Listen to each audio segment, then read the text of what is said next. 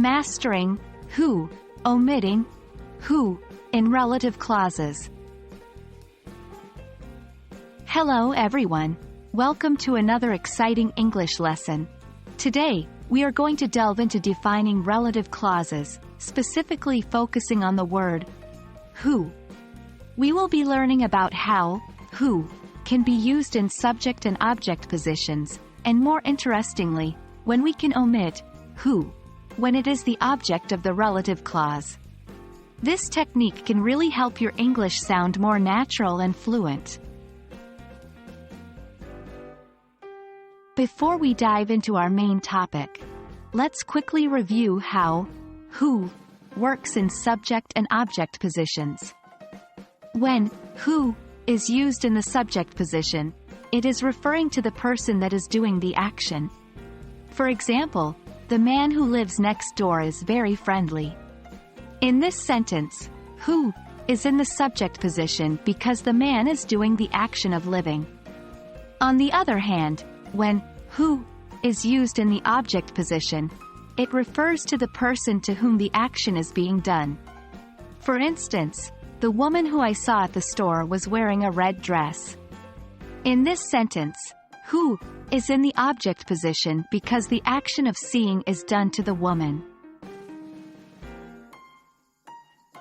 Now that we have reviewed how who works in subject and object positions, let's explore the main focus of our lesson today, omitting who when it is the object of the relative clause.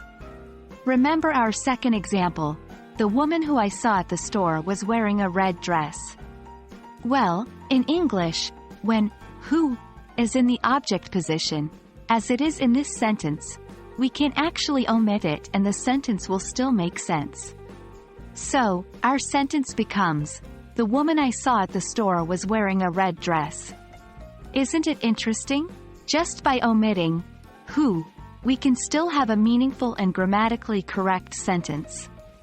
Moreover, in many instances, native English speakers often omit who when it is the object of the relative clause, making their speech sound more fluid and less formal.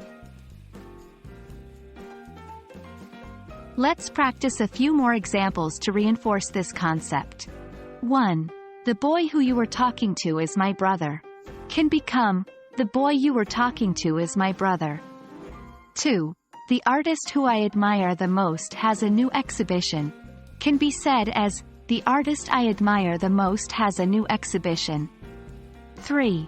The girl who he gave the book to is his sister can be simplified to, the girl he gave the book to is his sister. Remember, who is only omitted when it is the object of the relative clause, not when it is the subject. That brings us to the end of our lesson today.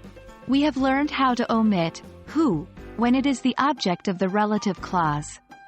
This might seem like a small change, but mastering this can help make your English sound more natural and fluent. Remember, practice is key. So try using this concept when you're speaking or writing in English next time. We hope this lesson has been helpful. Keep practicing and see you in our next video.